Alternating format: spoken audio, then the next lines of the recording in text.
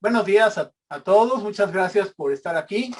A nombre de todo el equipo que organizamos este curso, les doy nuevamente la bienvenida, como ya lo hizo la doctora Mica, y en este caso vamos a abordar el tema 1.4 de la unidad 1, que se llama Programa de Atención Veterinaria. En la parte de abajo ustedes pueden ver mi correo electrónico personal, por si tienen alguna duda. También pueden escribir a fesancal.com, fesancal@gmail.com, para que estemos en comunicación. Les recuerdo que todos estos temas van a estar disponibles para ustedes tanto en video, pero si alguno también de manera específica esta presentación en formato PDF estará disponible para aquellos que la quieran descargar. Bien. Bueno, de manera, para entrar en materia, les quiero comentar, obviamente, este curso, todo el curso está basado en buena parte en que ustedes tienen que ser capaces de conocer a fondo este documento de manera muy específica, que es la guía para el cuidado y uso de animales de laboratorio.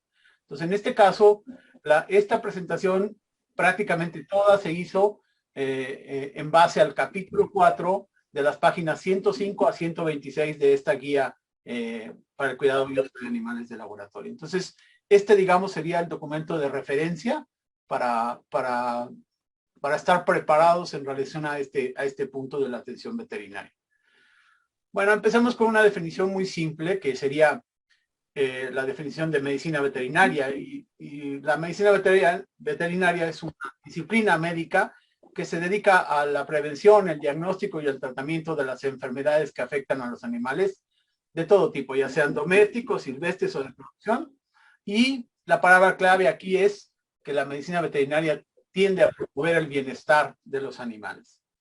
Con eso en mente, pues entonces, bienestar ya se verá en la siguiente sección de manera más detallada. Aquí de manera general les puedo decir, bueno, el bienestar tiene que cumplir 3 objetivos principales. El primero, garantizar el funcionamiento del organismo, es decir, que los animales estén sanos, que tengan una buena alimentación, es decir, que tengan un estatus de salud adecuado.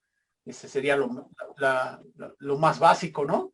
Después tendríamos que también el bienestar debe promover el estado emocional del animal, es decir, que no debe haber dolor, que no debe haber miedo, es decir, el estado, si me permiten la palabra, psicológico del animal, ¿no? Y por último, el animal debe ser capaz de expresar sus conductas normales propias de la especie, como son las necesidades de espacio, etcétera. Entonces, bueno, estos 3 puntos del bienestar es bien importante que los tengan ustedes presentes porque son la base de lo que sería el objetivo principal de la atención veterinaria. Obviamente el bienestar se mide a través de indicadores. En este caso, los indicadores pueden ser físicos, fisiológicos, conductuales o estándares de calidad o estándares éticos, como sería el caso de las 3 R's. Bueno, para todos los animales, es decir, todos los animales que se utilicen debe buscarse siempre este bienestar. Sin embargo, en el caso de las actividades que se hacen de investigación con animales, esto no es tan fácil, porque a veces la misma condición experimental nos obliga a que este bienestar se vea comprometido. Entonces, la función principal de la atención veterinaria tiene que ser basada en la búsqueda siempre de este bienestar animal. Bueno, entonces, como les digo, el programa de atención veterinaria de una institución para animales de laboratorio, un bioterio, debe garantizar siempre el bienestar, que los animales estén sanos y que reciban la atención clínica necesaria cuando ésta sea requerida. Y el responsable de este programa, de elaborar, aplicar e implementar este programa de atención veterinaria, siempre será el veterinario responsable. El veterinario responsable es aquella persona designada por la institución para garantizar, como les digo, el bienestar, la salud y la atención clínica de los animales, del médico veterinario. Okay.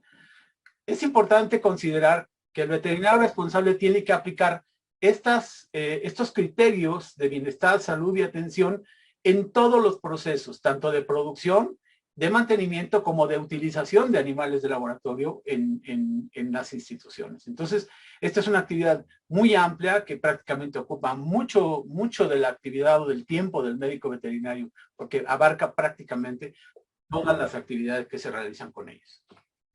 Bueno, vamos a ver cuáles serían, este sería el cuadro del resumen de lo que vamos a ver en las próximas diapositivas, de cuáles son los pasos para lograr esta atención veterinaria en las instalaciones o en los bioterios. Si se fijan, son 9 puntos muy específicos en los que el veterinario tiene que intervenir para garantizar esta atención veterinaria. Y estos se engloban para fines de estudio en un programa. Es decir, estos 9 pasos constituyen el programa de atención veterinaria. Es importante para los efectos de que ustedes, los que se están preparando para el examen, entiendan que esta es la parte medular. Es decir, estos 9 puntos son, digamos, lo que más les preguntarían en el examen de certificación. Es decir, es importante que ustedes sepan que estos son los 9 puntos básicos de atención veterinaria. Primero, adquisición, transporte, medicina preventiva, cuidados clínicos y gestión de la salud de los animales, cirugía y cuidados perioperatorios, el manejo del dolor y del estrés, la analgesia y la anestesia, la eutanasia y la participación del veterinario en las actividades del animal. En las próximas diapositivas vamos a desglosar cada uno de ellos para que ustedes comprendan en qué consiste esta parte en detalle, en desglose, este programa de atención veterinaria. Empecemos por la atención. ¿Sí? Todos los animales que se utilicen en actividades de investigación, docencia y control de calidad deben cumplir el requisito estricto de ser adquiridos legalmente. Es bien importante que esto se cumpla, es decir, los animales deben ser legalmente adquiridos. ¿Sí? Esto conlleva a que debemos obtener nuestros animales a partir de proveedores confiables, que los animales vengan debidamente identificados, es decir, que se sepa exactamente cuál es su origen, con la documentación necesaria, relativa a todas las condiciones previas a las cuales los animales fueron producidos. En el caso de animales que son importados, los requisitos de importación deben de cumplirse cabalmente. Obviamente, en un bioterio no podríamos recibir animales que fueran ilegalmente transportados o ilegalmente adquiridos a través de, no sé, de violaciones de las normas fronterizas de cada país. ¿Sí? Cada país tiene algunos requisitos de importación o algunas especificaciones en relación a la importación de animales. El programa de atención veterinaria debe considerar todo esto para que en un momento dado podamos asegurar mediante documentos muy fehacientes que tenemos la propiedad legal de los animales. Si no tenemos propiedad legal de los animales, estamos violando los principios éticos y regulatorios de prácticamente todos los países. En este principio de la adquisición también tenemos que considerar los posibles riesgos sanitarios que pudiera haber al importar animales. Voy a poner un ejemplo. Cuando se importan, por ejemplo, primates no humanos de un país a otro, se tienen que cumplir un conjunto de requisitos como es la vacunación o como es la realización de pruebas, etcétera, que son los que los países en un momento dado determinan. Entonces, cada uno de estos requisitos establecidos por las leyes deben cumplirse cabalmente para...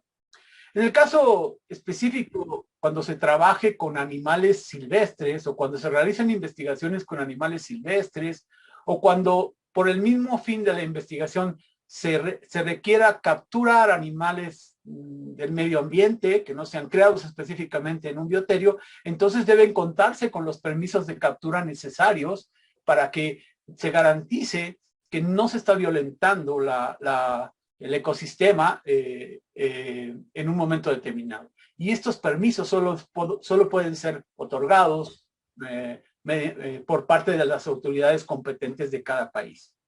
Es bien importante que ustedes tengan presente que aunque sea un grillito o una lombricita que se vaya a recolectar del campo, es importante que la autoridad de su país o la autoridad competente de ese país esté enterada de la realización de esta actividad para que ellos garanticen que la adquisición de estos animales sea legal. Obviamente existen instituciones, grandes empresas, como las que les pongo en la parte izquierda de la diapositiva, que producen animales con prácticamente todos los requisitos legales, como es el caso de que vienen bien identificados tú tienes documentación bien clara de cuál es la procedencia exacta de los animales, pero habrá veces en que esto no es posible. Entonces, siempre tenemos que buscar que la adquisición de los animales se realice de la manera más legal posible. Entonces, si el programa de atención veterinaria debe funcionar, debe partir de que los animales son legalmente adquiridos. El segundo punto que debe contemplar el programa de atención veterinaria es la transportación. Como todos ustedes saben, existen regulaciones tanto nacionales como internacionales que establecen cómo debe moverse o cómo debe trasladarse un animal de un lugar a otro. Y estas especificaciones están bien descritas en estas regulaciones del IATA, International Association of Transport Animal, que establece bien claramente cuáles son los tiempos, cuáles son las regulaciones, cuáles son los requisitos y cuáles son los tipos inclusive de contenedores que es necesario tener para poder transportar los animales. Entonces, estas regulaciones están disponibles y descargables en la red y ustedes pueden tenerlas para que cuando realicen alguna importación o alguna transportación de animales cumplan estas regulaciones. Siempre el programa de atención veterinaria debe tener un plan de acción bien definido de cómo se va a mover un animal de un lugar a otro, cuáles son las diferentes etapas, cuáles son las diferentes instancias que van a participar en la transportación de estos animales. Debe haber coordinación en cuanto a los trámites aduanales. A mí me ha tocado ver algunos casos, por ejemplo, de que por un sello que faltó en un trámite de importación de animales, el animal se queda detenido en la aduana y más de 3 días y en ocasiones han ocurrido tragedias por esto. Entonces siempre la coordinación de las diferentes instancias, la tramitología que es necesario hacer para garantizar que el animal esté en tiempo y forma y que se libere de todos los trámites administrativos en su momento para garantizar el flujo y el tránsito es importante. Es importante mencionar también que la transportación no solo incluye a la transportación de animales entre un país y otro, sino que también está considerando el transporte de animales entre instituciones o inclusive entre dependencias o áreas de la misma institución. A veces no todas las instituciones tienen los espacios para uso de animales en la instalación o en el mismo edificio. A veces hay que transportarlos a diferentes lugares o forman parte de convenios interinstitucionales en los que es necesario transportar los animales. Siempre debemos de tener que esa transportación debe hacerse de acuerdo a las reglas. Por ejemplo, en la legislación de mi país, que es México, dice que no pueden ser transportados animales en cajuelas de coches, por ejemplo, o en transportes que no sean los adecuados. En la transportación es bien importante que tengamos siempre un plan de contingencia. Se poncha una llanta, se retrasa un vuelo, no sé, se cambia el sitio de aterrizaje de un avión por condiciones climáticas, etcétera. Entonces siempre es importante que tengamos un plan de contingencia. ¿Qué vamos a hacer si en un momento dado esto llegara a suceder o esto no llegara a suceder? Entonces, el programa de atención veterinaria debe considerar estas contingencias que pudieran ocurrir, sean cuales fueran. Y qué acciones bien concretas vamos a tener para poderlas solventar. Insisto, la existencia de documentos certificados, permisos de traslado, permisos de movilidad entre países, inclusive aquí en nuestro país, por ejemplo, tenemos restricciones para la movilización de animales entre un estado y otro, y supongo que lo mismo pasará en otros países. Entonces, los documentos adecuados para que se cumplan todos los requisitos legales para el transporte es necesario que estén contemplados en el programa. Obviamente, es necesario contar con los transportes adecuados. Es decir, necesitamos que los animales vayan en condiciones de confort, ¿sí? Atendiendo a sus necesidades primarias de espacio, aseo, alimentación, ¿sí? Considerando, obviamente, estas posibles contingencias que pudieran suceder, ¿sí? A veces decimos, no, bueno, es que el animal va a estar nada más 2 horas en tiempo de transporte, pero nos encontramos con un problema de tráfico o el cierre de alguna carretera, etcétera, entonces los animales se quedarían sin comer mucho tiempo o sin tomar agua. Entonces, es necesario que todo esto esté perfectamente hecho en transportes adecuados. Existen una gran variedad de posibilidades de transportación, de contenedores de transportación que cumplen con las especificaciones del IATA y por lo tanto tenemos que siempre tener disponibles este tipo de transportes.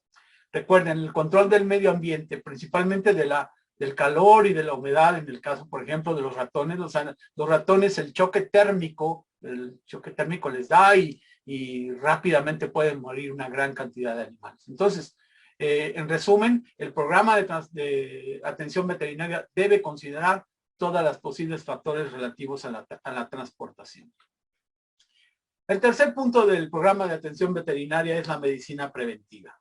La medicina preventiva se define como la implementación de procedimientos aplicables a los animales para prevenir, ¿sí?, posibles fuentes de contagio tanto para los animales como para las personas. La medicina preventiva en el programa de cuidados veterinarios incluye diferentes aspectos, que es la bioseguridad, la cuarentena de animales y la estabilización de los mismos, la separación de animales, la vigilancia, el diagnóstico y el tratamiento de control de enfermedades, la gestión médica, llamada también medical management, las emergencias y el mantenimiento de registros. Vamos a ver en qué consisten cada una de estas. Primero, la bioseguridad. En otro punto de este curso se tratará con más amplitud este tema, pero la bioseguridad se define en esencia como la necesidad de identificar, contener, prevenir y erradicar cualquier tipo de patología asociada a los animales, ya sea conocida o desconocida, que pueda causar alteraciones clínicas, fisiológicas o conductuales, no solo a los animales, sino también a las personas. Ok. ¿Qué consideraciones tenemos que tener en cuanto a la bioseguridad? Bueno, que existen diferentes niveles de bioseguridad que se verán más adelante en el curso y se describirán cada uno de ellos en cuanto a sus requisitos específicos. Bueno, que la bioseguridad también debe ser consideración de especie, por ejemplo, no tenemos las mismas consideraciones de bioseguridad con los primates, que con los ratones, que con las ratas, etcétera. Es decir, también existen consideraciones de especie. Obviamente no es lo mismo tener bioseguridad o cumplir los requisitos de bioseguridad en un bioterio pequeño que en un bioterio muy grande. El número de animales que estemos manejando depende siempre de las medidas de bioseguridad que tengamos y de la cantidad de controles que en un momento dado establezcamos en nuestros bioterios. La condición de alojamiento, por ejemplo, es importante en cuanto a la bioseguridad. No es lo mismo tener un animal en una jaula abierta que en un sistema microventilado o en un sistema microaislado. Entonces, las condiciones de alojamiento influyen directamente en la bioseguridad. Obviamente la bioseguridad depende de las condiciones de planta física que tengamos, de las condiciones de equipamiento y de facilidad en un momento dado para la movilidad y para el establecimiento de controles en las diferentes áreas del bioterio. Por lo tanto, el establecimiento del diseño de la planta física de un bioterio debe siempre estar enfocado a la mira de mantener la bioseguridad de los animales. Obviamente la realización de procedimientos, entre ellos, por ejemplo, procedimientos que impliquen el uso de agentes patógenos, pues obviamente influirá sobre la bioseguridad de nuestros bioterios. Entonces siempre los procedimientos, la organización de los procedimientos y el manejo que se haga de los insumos que de estos procedimientos salgan, será considerado dentro de los aspectos de la bioseguridad contemplados en el programa veterinario de salud. No debemos olvidar la posibilidad de contaminación cruzada, que consiste esencialmente en que un animal se contagie o contagie a otro Y hoy estamos viviendo precisamente un caso de esos, donde un murciélago transmitió un virus a un humano y entonces empezó esta pandemia que hoy nos tiene tan de cabeza a todo el mundo. Bueno, entonces la bioseguridad también debe contemplar la procedencia de los animales y por lo tanto el riesgo que implica de seguridad biológica en nuestras instalaciones. Todos estos aspectos, insisto, serán abordados más adelante en otras clases de este curso con mayor amplitud. Sin embargo, lo que quiero que quede bien clarito es que el tema de la bioseguridad también es parte de las funciones del programa de atención veterinaria en un bioterio. La cuarentena. Todos los animales que ingresen a un bioterio nuevos deben ser separados de los existentes para, de esta manera, prevenir la dispersión de enfermedades. Es bien sabido, quizás por todos ustedes que trabajan en bioterios, que digamos que cada bioterio tiene sus propios bichos, ¿no? Sus propios problemas, si me permiten la palabra. Entonces, existen en los bioterios, o pudieran existir en los bioterios, enfermedades subclínicas que no se están manifestando y nosotros vemos nuestros animales sanos. Sin embargo, cuando los llevamos a otra área, es probable que esos animales que están en esa otra área no tengan la resistencia que los animales del área primera tienen. Y entonces se desencadena un problema de salud en nuestros animales. Es por eso que la cuarentena es parte esencial de las actividades o de los procedimientos que se tienen cuando ingresamos animales a un bioterio, ¿sí? Es necesario que durante la cuarentena se establezcan las diferentes pruebas clínicas que es necesario tener o mantener para poder garantizar que los animales que están llegando a nuestro bioterio tengan las condiciones de salud adecuadas. A veces no es muy conveniente confiar solamente en la información que nos está dando el proveedor. Lo ideal sería que nosotros mismos hiciéramos nuestras pruebas para garantizar que los animales vengan realmente con el estatus de salud adecuado y puedan ser introducidos en nuestros bioterios. Obviamente la información que el proveedor nos dé es muy importante. Las grandes empresas que producen y venden animales de laboratorio siempre están reportando aquellos casos en los que se están presentando enfermedades y ellos son capaces de decirte, sabes que ahora no te puedo vender porque hay este problema generalmente asociado con virus. Entonces, la información que el proveedor nos dé y la información disponible en los sitios web relativa a las enfermedades que están padeciendo es muy importante que la tengamos en consideración. Obviamente, la cuarentena implica separación física. Hay que separar físicamente a los animales, ya sea en un cuarto, que es como se hacía antes, la mayoría de las veces en un cuarto, ¿sí? Pero hoy contamos con estos sistemas microventilados que nos permiten aislar a los animales de manera efectiva y que no haya realmente una posibilidad de contaminación física entre los mismos. Quisiera comentar el caso, por ejemplo, de que me tocó conocer un bioterio donde sí tenían un área de cuarentena, pero la persona que atendía a los animales del área de cuarentena era la misma que atendía a los animales del área de producción o mantenimiento de animales del bioterio. Entonces aquí fíjense cómo la contaminación se estaba dando pues a través del mismo trabajador que a través de su ropa o lo que sea, estaba llevando y trayendo los microorganismos, ¿no? Entonces la separación física pues debe ser real, ¿no? Debemos garantizar que realmente no hay una posibilidad de contagio. Es decir, o bien otro caso en el que, sí había un área específica de cuarentena, pero ambos compartían los flujos de aire en ambos cubículos. Entonces, no, eso realmente no funcionaba, a pesar de que existía una separación física. Obviamente, en la cuarentena deben poderse detectar aquellas posibles enfermedades zoonóticas que los animales que están llegando nos están pudiendo introducir en nuestros bioterios. Entonces, la cuarentena, insisto, es una parte importante del programa de atención veterinaria. Mucha gente confunde o cree que es lo mismo la cuarentena con la etapa de estabilización. En realidad, la estabilización o aclimatación, no sé si se conozca ese tema por allí, es el periodo de adaptación para el restablecimiento de las condiciones fisiológicas, conductuales, nutricionales y de salud de los animales. Voy a poner un ejemplo muy sencillo. Cuando ustedes han viajado, a veces tendrán la posibilidad de quedarse en un hotel muy bonito, en un hotel que tiene las camas más bonitas, las almohadas más bonitas, etcétera. pero ustedes no descansan bien en esas condiciones. Ustedes prefieren su colchón de su casa, donde ahí se sienten ustedes a gusto y ahí realmente descansan. Entonces, están esperando llegar a su casa para realmente descansar. ¿Por qué? Porque estamos aclimatados a esas condiciones de nuestro propio hogar. Lo mismo pasa con los animales. Cuando los sacamos de un ambiente y los llevamos a otro, aunque sea mejor o aunque sea igual o aparentemente igual, sabemos que los animales pudieran tener cambios fisiológicos que no les permiten adaptar y que tomará algún tiempo, así como ustedes se cambiaran de casa, les tomarán tiempo adaptarse a este nuevo barrio en el que ahora están viviendo. Lo mismo pasa con los animales.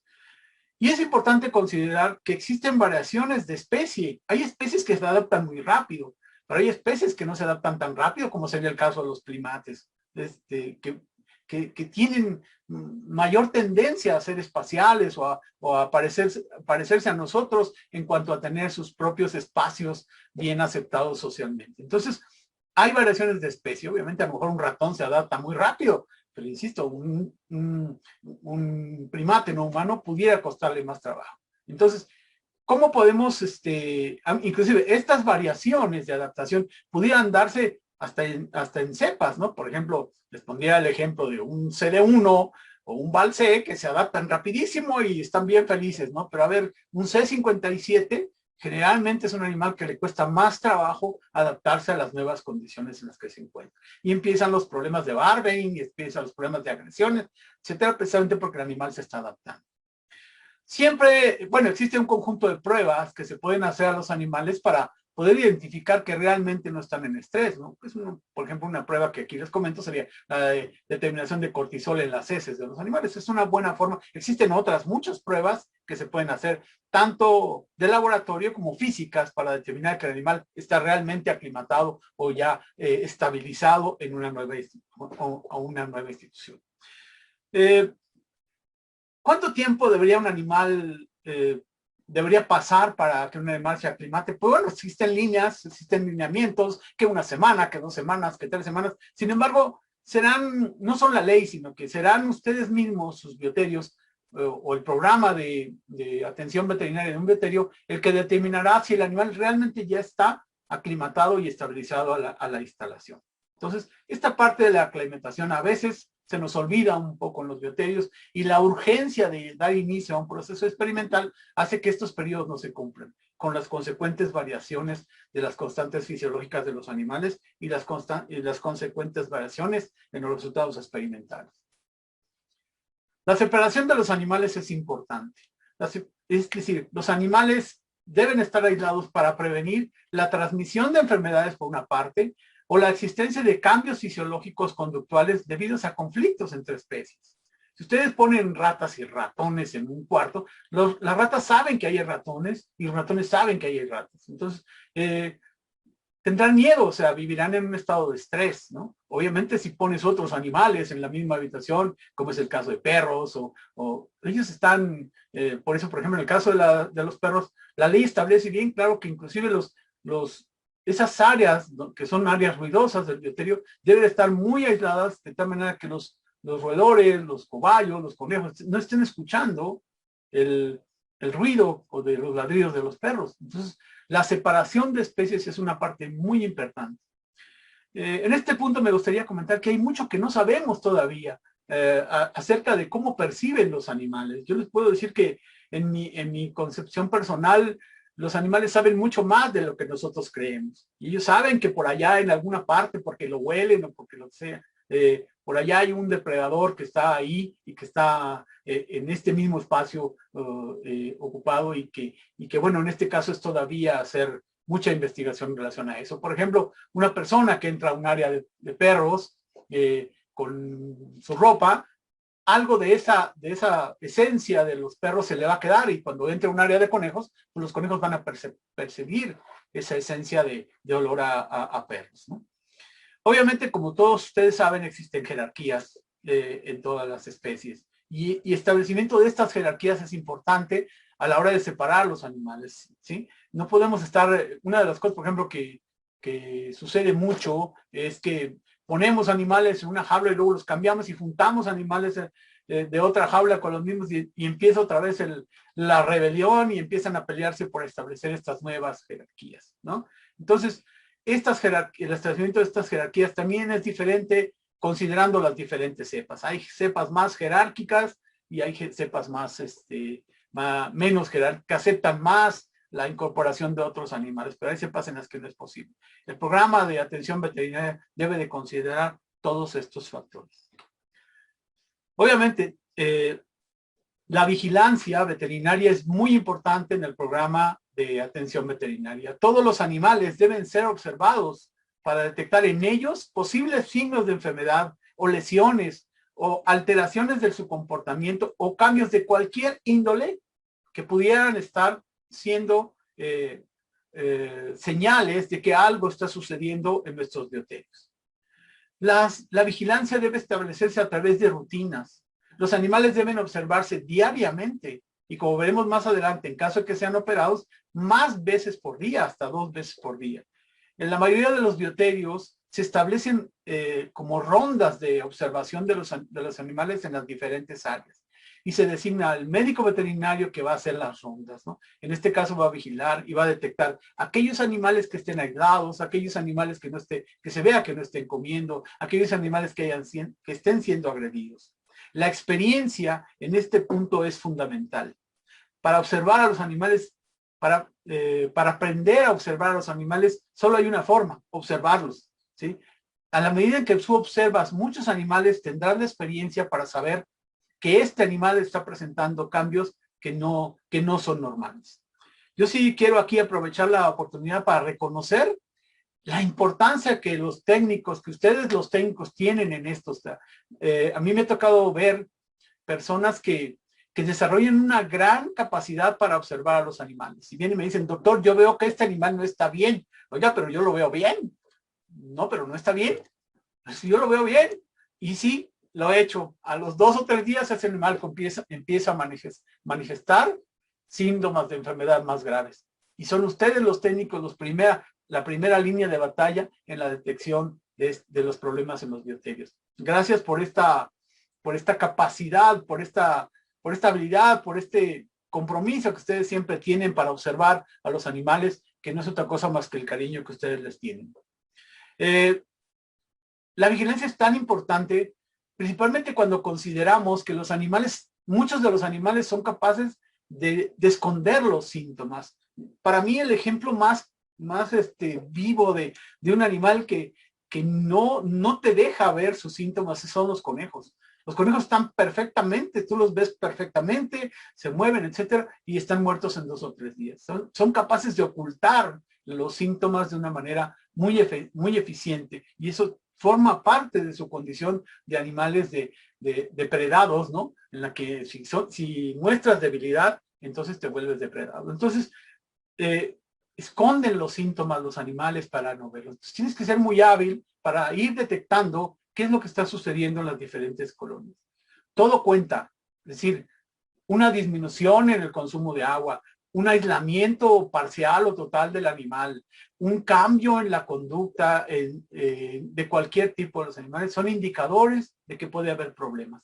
La vigilancia en un bioterio es parte fundamental del programa de cuidado veterinario. Está lo que vemos, pero está también lo que no vemos, lo que está sucediendo en nuestros bioterios en la noche, cuando no estamos, etcétera. Entonces, aprender a vigilar a los animales es parte fundamental de nuestro éxito de los programas de cuidado veterinario. Obviamente, el programa de atención veterinaria debe considerar un programa de monitoreo de nuestros animales, ¿sí? Es decir, tenemos que realizar pruebas diagnósticas a nuestros animales para ver cómo están.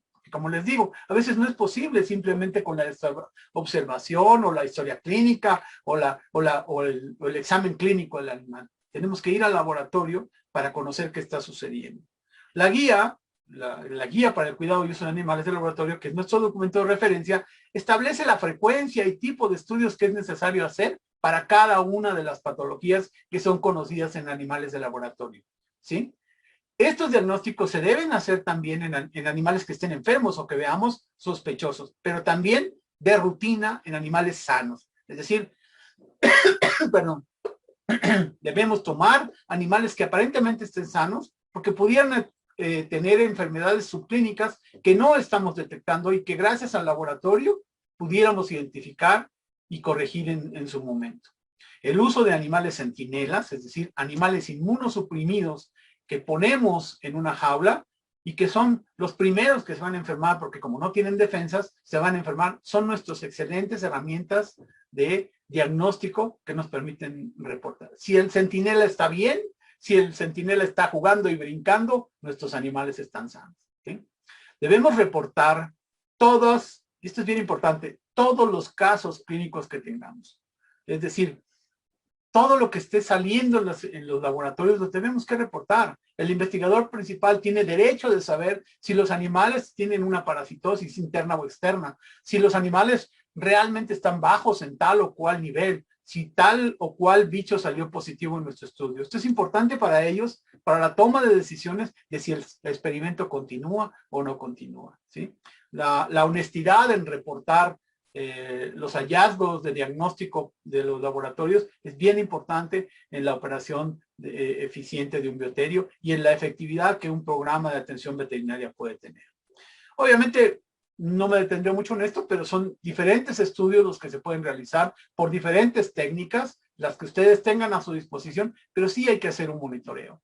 Si en su bioterio solo tienen forma de diagnosticar parásitos, gram positivos, háganlo, ¿sí? Vayan implementando nuevas técnicas para diagnosticar a sus animales. Recuerden, tener la certeza de que los animales están bien o mal, siempre será una herramienta de trabajo, porque a partir de ahí partimos para mejorar y aplicar medidas para corregir los problemas de nuestro bioterio. Obviamente, parte importantísima del programa de atención veterinaria será el tratamiento de las enfermedades, que como ustedes pueden comprender, pues no es otra cosa más que atender aquellos casos clínicos que se presenten de animales enfermos, ¿sí? Obviamente aquí el problema fundamental es, ok, yo voy a tratar un animal que esté enfermo, pero la pregunta aquí sería, ¿estoy influyendo en los resultados de la experimentación que se está haciendo con él? Entonces eso es un tema difícil, porque generalmente los investigadores no quieren que se les meta ruido, si me permiten la palabra, o influencias negativas en sus investigaciones. Por lo tanto, generalmente son reacios a aceptar que se apliquen tratamientos. Ellos prefieren muchas veces reiniciar el estudio cuando los animales se enferman. Será el médico veterinario el que tendrá que defender o aportar evidencias que nos permitan definir si esta enfermedad es tratable o no es tratable y cuál es el origen y el posible origen de estas enfermedades en una investigación. Entonces, el tratamiento es parte importante de las actividades involucradas en el programa de atención veterinaria. Obviamente la prevención. Prevenir es la parte fundamental de lo que tenemos que hacer en un bioterio. Nunca deseamos estar curando a los animales. Lo que deseamos es prevenir que se nos enfermen. Establecer un programa de prevención suficiente que nos permita que los animales no se enfermen, pero que también ellos no estén transmitiendo enfermedades a las personas. Es decir, prevenir es algo fundamental en un bioterio. Y la prevención tiene como elemento fundamental para su aplicación el establecimiento de estándares operativos funcionales, es decir, lineamientos del bioterio que permitan que antes de que sucedan las enfermedades o antes de que sucedan los problemas, podamos ya tener información, ¿sí? O podamos evitar que los animales se nos enfermen o que las personas se nos enfermen. Les pongo aquí el ejemplo, ¿no? O sea, si tú usas adecuadamente la ropa de protección, bueno, pues entonces estarás prevenido para poderte enfermar. Obviamente en algunos casos, como es el caso de los perros, etcétera, la vacunación puede ser una forma importante de prevención. Entonces, también debe considerarse en todos. Obviamente, los programas sanitarios de desinfección, las rutinas de trabajo, las rutinas de desinfección y esterilización de las áreas, etcétera, deben ser parte importante del cumplimiento de este programa de prevención como parte de los cuidados veterinarios. ¿Qué sería la parte más, más importante? Bueno, que cuando tenemos un lote de animales, tenemos que estarles proporcionando atención médica, es decir, vigilancia médica constante para que podamos tener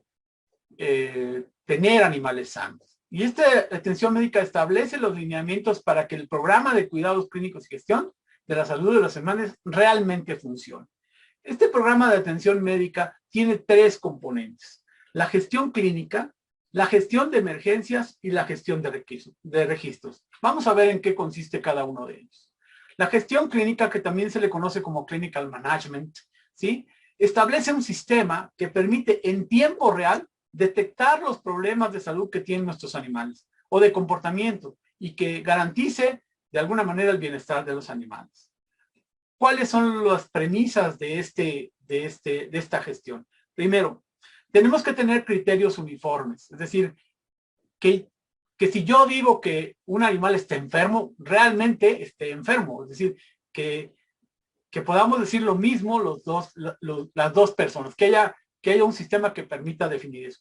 Y no que una persona diga, este animal está enfermo y este animal no está enfermo, yo lo veo bien. Es decir, tiene que haber una uniformidad de criterios. Lo otro es que tiene que haber información objetiva. Es decir, por ejemplo, es que este animal está bajando de peso. Decir que está bajando de peso es una información subjetiva. Lo que me tienes que decir de alguna manera es que este animal ha bajado 10%, 5% su peso. Es decir, en números reales. Este animal se ve con fiebre. Bueno, ¿cuánto tiene de fiebre? ¿Tiene 39? ¿Tiene 38? Es decir, criterios objetivos que permitan medir realmente el estado de salud de los animales. Una cosa importante es que estos estudios de gestión deben ser en tiempo real. Es decir, si yo estoy detectando animales enfermos, necesito que las personas involucradas, el veterinario, el investigador principal, etcétera, lo sepan en tiempo real. No 3 días después o 4 días después, o oiga, doctor, ya se murió el animal. Ah, pues sí, porque desde hace 3 días tenía fiebre. Es decir, la información tiene que estar disponible en tiempo real. Y todo esto tiene que ser garantizado a través del programa de atención veterinaria. Debe estar disponible para todos, como les digo, para el veterinario, para el investigador principal, para los investigadores auxiliares, etcétera. Todos deben conocer lo que está sucediendo en relación a la salud de los animales. Y en este sentido, pues obviamente el uso de plataformas virtuales, la posibilidad de subir la información a través de un archivo compartible o de una aplicación web que permita a todos conocer siempre. A veces los investigadores no están físicamente en el bioterio, entonces necesitan esa información. Entonces, existen diferentes posibilidades de transmitir y establecer criterios de información. Insisto, en este sentido, el establecimiento de plataformas virtuales será ideal para poderlo lograr este objetivo. Ok, las emergencias ocurren. Las emergencias pueden sucederse cualquier día de la semana, ¿sí? Es decir, y pueden ser de mucha índole, desde que un animal se enferma hasta que ocurre una falla en algún servicio del bioterio o que en el caso de mi país ocurre un sismo, ¿no? Entonces, todas son emergencias y pueden ser de cualquier tipo. Todas estas emergencias deben ser consideradas y debidamente previstas en el programa de atención veterinaria. El programa de gestión de emergencias debe ser 24/7, es decir, los 365 días del año y a toda hora pueden ocurrir emergencias. Por lo tanto, tenemos que estar listos para actuar en caso de cualquier emergencia. Obviamente, estas emergencias deben estar bien establecidas a través de procedimientos estandarizados en el que todos sepamos exactamente qué vamos a hacer en caso de una emergencia de este tipo o de aquel tipo. Es decir, procedimientos bien estandarizados que todo el personal conozca. ¿Ok? ¿Sí? Las emergencias, es decir, se pueden considerar como desviaciones del protocolo, es decir, situaciones que se presentan en el desarrollo de una investigación que no están consideradas como parte de la investigación y que deben ser reportadas directamente al investigador principal para que se tomen las medidas necesarias. Si un grupo de animales se enferma, o si una jaula se cae, o si etcétera, todo eso pueden considerarse como eventos, desviaciones del protocolo que en un momento dado es necesario reportar.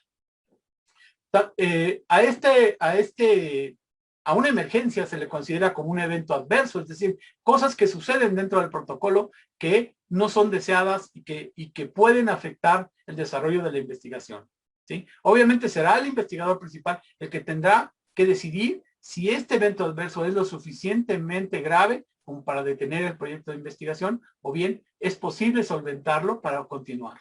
Será en este caso la decisión que se tome. Bueno, es necesario recolectar la información para retroalimentar siempre al sistema de gestión de emergencias para que cuando ocurre esto, hicimos mal esto otro, hicimos bien esto otro, y tener un sistema que retroalimente y permita actuar cada vez mejor en relación a las emergencias. Esto lo hacen mucho en las personas que se dedican a dar atención en emergencias en la salud humana. Y lo mismo, la información debe estar disponible siempre en tiempo real. Doctor, está ocurriendo esto. Doctor, está ocurriendo esto otro. Investigador principal, está ocurriendo esto, aquello. Entonces necesitamos actuar de manera real. Doctor, están muriendo todos los animales. ¿Qué hago? Es decir, y no pues, 3 o 4 días después cuando las cosas ya sucedieron. Contar con registros confiables y seguros para la gestión veterinaria es fundamental. Tener historias clínicas que estén siempre disponibles en letra clara, entendible, con datos fidedignos, en un formato que sea único, es decir, todos debemos tener un formato donde vamos a anotar la temperatura y no hacer diferentes formatos y papeles diferentes porque se vuelve esto un embrollo, ¿sí? Siempre los casos clínicos deben estar debidamente identificados, a qué animal corresponde, a qué jaula, a qué cubículo y qué es lo que está sucediendo en una historia clínica. Todos los casos deben ser reportados, ¿sí? Debe ser así sea un animal que, no sé, se atoró en la jaula, por ejemplo, debe ser reportado como un caso clínico, porque de alguna manera te está diciendo lo que está sucediendo en un bioterio y te permite tomar las medidas necesarias para corregirlo. Y obviamente, como en el caso anterior, los informes de este tipo de registros deben estar disponibles en tiempo real. Alguien debe abrir una aplicación y poder consultar el estado de salud de un animal a lo largo de toda su vida. Y esto es posible gracias a las plataformas virtuales también. Pasemos ahora a los procedimientos quirúrgicos. Obviamente es responsabilidad del veterinario el que los procedimientos quirúrgicos se deben realizar de manera efectiva y eficiente y que se debe lograr que el índice de mortalidad de animales por cirugías esté en 0, ¿no? ¿Cómo se logra esto? A través de la planeación prequirúrgica, la capacitación, el entrenamiento, la planificación anestésica, las técnicas de asepsia, las técnicas quirúrgicas que se apliquen, el aseguramiento del bienestar del animal, la analgesia y los cuidados postoperatorios. Vamos a ver en qué consisten también estos. Bien, ¿qué es planeación prequirúrgica? Pues es, como su nombre lo indica, planear, ¿no? Es decir, asegurar el éxito de los mismos, anticipar todas las posibles situaciones que se pudieran estar presentando a la hora de realizar un procedimiento quirúrgico. En este sentido son muy útiles estos sistemas virtuales que nos ayudan a planificar bien una cirugía. Todos los posibles escenarios deben estar considerados, que la ruptura de un vaso, que se vaya la luz en el quirófano, que falle la máquina de anestesia, etcétera, etcétera. Todos los posibles escenarios deben estar considerados en este plan de planeación quirúrgica. Obviamente debe haber información. La información de lo que pasó en esta cirugía nos sirve para mejorar la planeación prequirúrgica de la siguiente cirugía. Y de esa manera iremos mejorando nuestros planes. Obviamente el establecimiento de estándares operativos que funcionen, que realmente te digan qué hacer o cómo actuar, es fundamental en este proceso de la planeación. La evaluación de lo que pasó y la experiencia de lo que se ha vivido es parte fundamental de una planeación quirúrgica. Mi recomendación sería no hagan ninguna cirugía sin antes planearla bien. No se trata de llegar a abrir y ver qué pasa, ¿no? Simplemente hay que planear lo que se va a hacer, por dónde vamos a abordar, cuáles son las posibles vías de abordaje para un determinado, una determinada plano quirúrgico, etcétera. A lo mejor estás quieres entrar por línea media, pero si analizas anatómicamente un animal, a lo mejor lo que vas a hacer lo puedes hacer por vía costal, es decir, por un lado, o por arriba, o por abajo. Es decir, siempre habrá la posibilidad de innovar y no nos quedemos nada más con un procedimiento que ya está de alguna forma probado.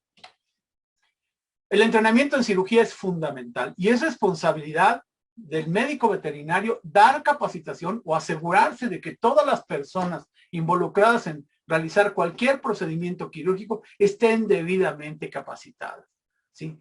Esta capacitación, y esto es bien importante, debe abarcar a todos, hasta el que pasa el que circula, el que pasa las jeringas, el que pasa, el que anestesia, el que limpia, el que retira. Todos deben saber exactamente lo que deben de hacer y estar debidamente capacitados.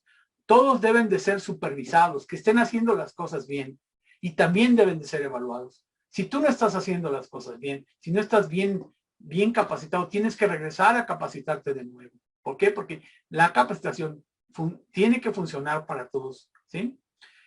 Debes estar capacitado en el manejo del equipo y el instrumental. Debes demostrar que tienes la habilidad suficiente para manejar un equipo de anestesia, unas pinzas, un bisturí, etc. De tal manera que la capacitación y el entrenamiento para la cirugía es parte fundamental del éxito. Hay una cosa que es importante que tenemos que considerar. Cada día los requerimientos quirúrgicos que tenemos en los veterinarios es mayores. Antes solo hacíamos ovariotomías o orquitectomías, es decir, castraciones. Ahora nos exigen, por ejemplo, que hagamos cirugía, no sé, microcirugía o cirugías más sofisticadas cada vez, que requieren el conocimiento y el desarrollo de habilidades cada día más específicas, ¿sí? Una cosa muy buena es que desde el entrenamiento se formen equipos de trabajo, que se retroalimenten unos a otros. Estos equipos de trabajo, al menos en humanos, ¿sí? Se sabe que funcionan muy bien toda la vida. O sea, este cirujano siempre trabajará con estas enfermeras, siempre trabajará con estos anestesistas, etcétera, que son equipos de trabajo con los que ellos ya no tienen ni siquiera que hablar. Es decir, ya nada más pone la mano el cirujano y ahí tiene exactamente el instrumento que le está necesitando. Y que el circulante ya se anticipa a las necesidades del cirujano. La formación de estos equipos de trabajo que son altamente eficientes lleva siempre a resultados satisfactorios. Obviamente las instalaciones en las que se realicen las cirugías también deben ser parte del programa de atención veterinaria, que sean suficientes en áreas que deben considerar a la especie que se está operando. No es lo mismo el espacio que se requiere para operar un perro o un bovino o un ratón, es decir, las condiciones de especie, ¿no? que siempre deben estar presentes. Los equipos que se necesitan en cada una de las instalaciones y los insumos deben ser planeados específicamente por el programa de cuidados veterinarios. Las secciones de preparación de los animales, que no deben de ser las mismas donde se opera y tampoco deben ser las mismas donde el animal se recupera. Es decir, cuando menos tiene que haber 3 áreas, donde se prepara, donde se opera y donde se recupera el animal. Entonces, cuando la próxima semana me parece que está programado la clase de instalaciones, ahí verán ustedes que todos los veterinarios deben contar con quirófanos suficientes y adecuados. Pero estos forman parte también del programa que el veterinario debe intervenir en el establecimiento de estas áreas de acorde con las necesidades. Obviamente los procedimientos quirúrgicos pueden ser de muchos tipos, como les digo. Existe hoy en día cada día más demanda de procedimientos quirúrgicos cada vez más sofisticados. Y en ellos se debe tomar en cuenta el tamaño del animal y una cosa bien importante, el volumen de sangrado. Me ha tocado ver cirugías de ratones donde están gasas y gasas y gasas llenas de sangre. Tú dices, este animal ya no tiene sangre, es decir, ya se la acabaron. En cambio, 4 o 5 gasas llenas de sangre en un perro o en un bovino, pues es nada, ¿no? Entonces, siempre tenemos que tener en cuenta el volumen de sangrado. Lo ideal siempre es que los animales no sangren lo menos posible.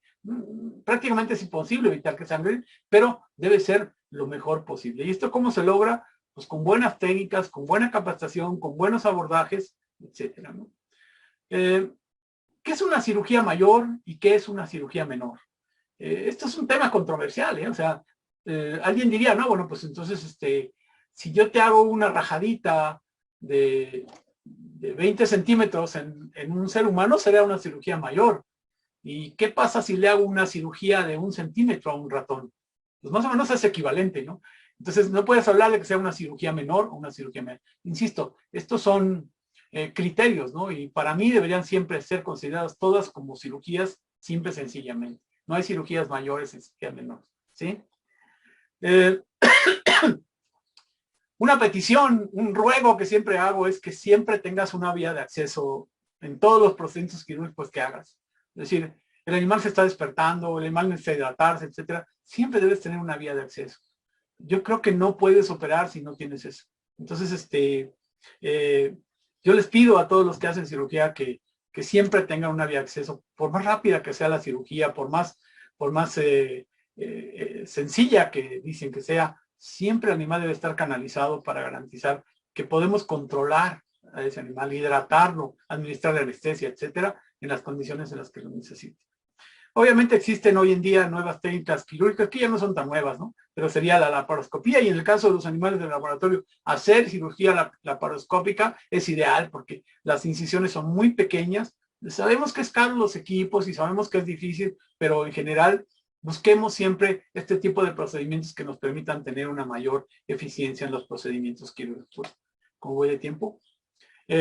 Obviamente monitorear un animal durante todo el proceso quirúrgico es fundamental. La temperatura, la presión, la hidratación, la sensibilidad del animal son parte fundamental del monitoreo que debemos tener. Y debe haber siempre una persona, y no es el cirujano, es una persona que esté cuidando que el animal esté bien, que esté anestesiado bien. No se puede hablar. Existen aparatos como este que ustedes ven aquí, donde ya te da todas las constantes ahí, pero si no es posible manualmente, o sea, una persona puede estar checando que el animal esté respirando bien, checando la temperatura con un simple termómetro y que el animal tenga sus constantes bien. Generalmente cuando el animal empieza a despertar o a salir de anestesia, cuando utilizan anestesia farmacológica, pues es un aumento de la frecuencia cardíaca. Entonces, podemos detectar a tiempo ese aumento de la frecuencia cardíaca y administrar la dosis adecuada de anestésico para que el animal se mantenga dormidito. Obviamente la anestesia es una parte fundamental que debe ser supervisada y llevada a cabo por el veterinario. Insisto, el veterinario tiene que asumir el papel de bienestar de los animales y la anestesia forma parte esencial de cumplir este principio del bienestar.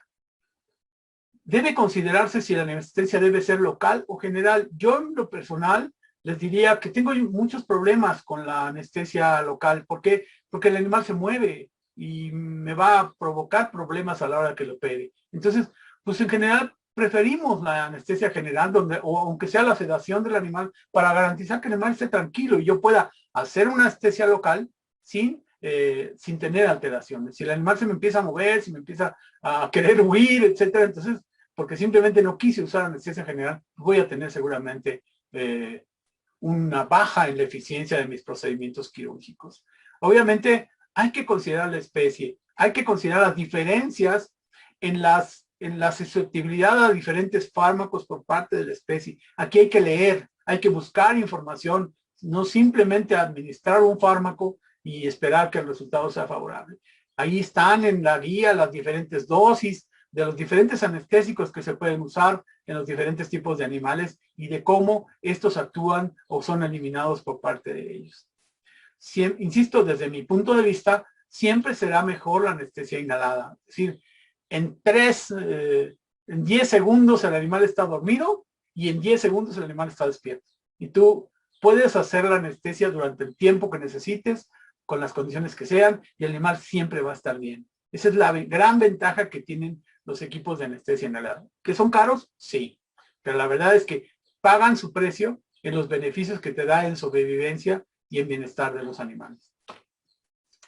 Obviamente, cuando operemos, todo debe estar limpio. Tenemos que eliminar en todo lo posible la posible contaminación microbiana. Esta debe estar baja. Las heridas no se deben de infectar. Y necesitamos que las autoclaves funcionen, que los sistemas de desinfección, realmente tener equipos bien esterilizados que nos impidan que los animales se nos infecten. La asepsia y la antisepsia, que es la limpieza y la desinfección de áreas, es una parte fundamental en el éxito de una cirugía. el manejo de las áreas limpias y de las áreas sucias, el área quirúrgica que debe ser estrictamente respetada, es fundamental en el logro de cirugías eficientes. Muchas personas preguntan, bueno, ¿siempre debemos usar antibióticos? El año pasado en la Federación hicimos acá en México un taller que vino a dar una persona de España y nos dijo que ellos, que operan cerdos, nunca utilizan antibióticos y hacen todo tipo de cirugías experimentales en ese centro de investigación y no utilizan antibióticos. Han logrado tal grado de perfección en los procesos de asepsia y antisepsia que no necesitan administrar a los animales antibióticos. Eso sería lo ideal, que no exista la necesidad de administrar antibióticos. Pero si es necesario, hay que cuidar bien cuál es el antibiótico que vamos a dar, cuál es la dosificación del mismo, la vida media del antibiótico en la sangre del animal para que podamos. Pero insisto, lo ideal sería, en una cirugía bien hecha, el uso de antibióticos realmente no es necesario. ¿Sí? Voy a hacer una pausa aquí para decir solamente esto. O sea, me ha tocado ver cómo en muchas instituciones existe una gran pérdida de animales por contaminación, porque los operan y al día siguiente están infectados o mueren en 2 o 3 días, porque no se cuidan las condiciones de asepsia y antisepsia. Es muy triste ver que los animales mueran por infecciones de este tipo. Entonces, la limpieza, el cuidado de la asepsia en las cirugías es, les diría yo, el 80% de la eficiencia que se tenga en un proceso quirúrgico. ¿Y qué pasa después? Pues tenemos que proporcionar al animal los cuidados postoperatorios. El veterinario tiene que ser capaz de que este animal que ya se operó se recupere al 100% en el menor tiempo posible. Una cirugía no termina cuando el animal se cierra. Debe de ser monitoreado después de la cirugía constantemente. Se debe llevar un registro específico de su temperatura, de su frecuencia respiratoria, etcétera, para garantizar hasta que ese animal esté otra vez moviéndose con libertad en la jaula y veamos que está perfectamente bien. El tiempo no importa. Quiero comentarles la experiencia cuando yo di la materia de animales de laboratorio en la Universidad Autónoma de Puebla varios años. Y yo ponía a mis estudiantes a operar, hacían una operación muy sencilla en ratas, ¿no? El estudiante tenía que estar ahí hasta que la rata se recuperara completamente. 4 o 5 horas. Mis clases eran los sábados, entonces imagínense, 6, 7 de la noche y el estudiante no se podía ir hasta que su animal estuviera recuperado. Obviamente los estudiantes me odiaban por eso, pero y yo también los odiaba a ellos porque yo también quería ir a ver el fútbol, pero no se podía. Porque tienes que asegurarte de que el animal esté perfectamente recuperado y vigilarlo durante el tiempo posible. El uso de cicatrizantes, el uso de estos dispositivos que calientan al animal, porque la hipotermia es uno de los principales problemas que tienen las ratas recién operadas, etc., o los animales recién operados, es importante que se siga. El seguimiento de la carita del animal a través de estos herramientas para determinar el dolor es importante. ¿Sí? La revisión de puntos para evitar que no haya puntos que se hayan desprendidos, como ven en la parte izquierda. ¿Sí? Y este protocolo postoperatorio debe estar bien definido. Cada cuánto tiempo le vamos a tomar constantes al animal y qué vamos a estar reportando del estado de salud de los animales. Insisto, no se puede considerar que un animal está operado hasta que esté perfectamente recuperado y en su jaula activo, ¿no? Por así decirlo. Bueno, obviamente, insisto, es responsabilidad del veterinario que haya bienestar en los procesos quirúrgicos, ¿sí? Los animales tienen que tener espacio limpio, cómodo, adecuado después de una cirugía, cómodos para que se sientan a gusto. Insisto, el uso de estos colchones térmicos ayuda muchísimo, que el animal esté hidratado. A veces le tenemos que dar gotitas con un goterito, agüita para que el animal se recupere después de una cirugía porque está muy deprimido. Pues lo tenemos que hacer, ¿no? Antes se utilizaba mucho que los animales estuvieran aislados después de una cirugía, sin dejarlos solos, pero hay algunas investigaciones que demuestran que quizás sea preferible que el animal esté con otro animal, ¿sí? Y que se ha visto que la recuperación de los animales es mayor cuando hay otro animal ahí presente, es decir, una especie como de amiguito, ¿no? Que lo reconforta, que le ayuda a estar cada día mejor. Entonces, en este caso, el aislamiento ya no es tan necesario. Lo que sí es la vigilancia. Si el otro animal empieza a morder la herida, etcétera, entonces sí no es bueno, ¿no? Entonces, sí se puede utilizar este acompañamiento, que se le podría llamar, para garantizar el bienestar de los animales en cirugía. ¿Ok? Ok. No me voy a detener mucho en la analgesia. La analgesia, quitar del dolor. Siempre tenemos que dar analgésico. Existen diferentes analgésicos disponibles. Desgraciadamente, a veces los opioides y esos tipos de analgésicos no están disponibles, al menos en muchos países, pero tenemos que siempre procurar la analgesia. La analgesia debe ser discutida en el protocolo de investigación, la frecuencia de administración. Tenemos que cuidar que ese nivel de analgésico esté siempre presente para evitar el dolor de los animales, para que los animales no tengan dolor, no tienen por qué sentir dolor. Tenemos que evitar el dolor. Ese es un principio fundamental de la atención veterinaria. Entonces, la frecuencia, el tipo de fármaco que vamos a utilizar, la dosis, y consideremos que la percepción del dolor es diferente no solo entre especies, sino también entre animales. Cada animal reaccionará diferente y requerirá una atención diferente. Bueno, ya estoy terminando. El veterinario, hay por ahí alguien que... ¿me ayudas? El programa de atención veterinaria debe considerar la eutanasia. Fíjense lo que es, la magnitud de lo que estoy diciendo. El responsable de asegurar la eutanasia en un bioterio es el médico veterinario. ¿Sí? No es el investigador principal, no es el técnico, es el médico veterinario responsable. Es su atribución. Es como, imagínense, voy a hacer una analogía en seres humanos. El único que puede determinar la muerte de una persona es un médico. Pues lo mismo sucede en un animal. Entonces son los médicos veterinarios responsables y el programa de atención veterinaria debe de considerar los procedimientos que van a ser aceptados o no aceptados y las personas que los van a realizar, etcétera, etcétera, etcétera. Obviamente, ¿no? Ya sabemos que meter un animal en la cámara de CO2 es más fácil, pero no necesariamente se está haciendo de la manera correcta. Entonces, el médico veterinario no solamente debe de establecer los métodos de eutanasia que se van a seguir en un bioterio, sino que además debe asegurarse que se lleven a cabo de manera eficiente. Entonces, por ahí los médicos veterinarios, de hecho, por ejemplo, una cosa muy buena que yo he implementado o que implementaba en mi bioterio era que un médico veterinario, de los que yo tenía designados, era responsable de firmar el acta de defunción, si me permiten la palabra, de ese animal, para que así yo garantizara. Y entonces teníamos inclusive una cámara puesta en el área de sacrificio para estar vigilando, se la grababa el proceso de eutanasia para garantizar que se haya realizado de manera correcta. Si tenemos derecho de utilizar los animales, también tenemos la obligación de darles un proceso de eutanasia. Y esta eutanasia debe ser profesional, debe ser bien ejecutada. Obviamente habrá mucha controversia, hace falta mucha investigación en cuanto a los diferentes métodos de eutanasia, pero hoy por hoy lo que se tiene debe hacerse y debe hacerse bien. Termino mi presentación, espero no haberme excedido demasiado, hablando de la última obligación del veterinario o del programa de cuidados veterinarios que debe considerarse, es la participación del médico veterinario en el CICUAL.